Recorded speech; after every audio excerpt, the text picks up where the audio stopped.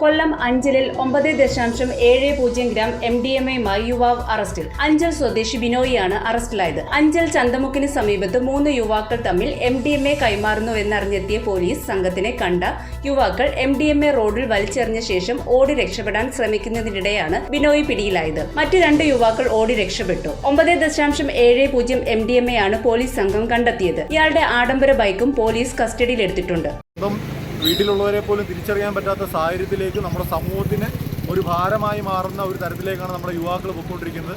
അപ്പോൾ ഇതിനെതിരെ നമ്മുടെ നാടൊന്നിച്ചുകൊണ്ട് ഇപ്പോൾ നമുക്ക് ഏറ്റവും വേണ്ടപ്പെട്ടവരാണെങ്കിൽ പോലും ഇത് അവരെ നമുക്ക് പോലീസിനോ മറ്റുള്ളവർക്കോ ഇൻഫോം ചെയ്യുകയാണ്. പോലീസ് ഈ സംഘത്തെ ദിവസങ്ങളായി നിരീക്ഷിച്ചു വരികയായിരുന്നു. കൊല്ലം റൂറൽ ഡാൻസ് ഓഫ് ടീമും അഞ്ചൽ പോലീസും ചേർന്നാണ് യുവാവിനെ പിടികൂടിയത്. ഓടി രക്ഷപ്പെട്ടു പോയ 2 യുവാക്കൾക്ക് വേണ്ടി തെരച്ചിൽ ആരംഭിച്ചതായി പോലീസ് അറിയിച്ചു.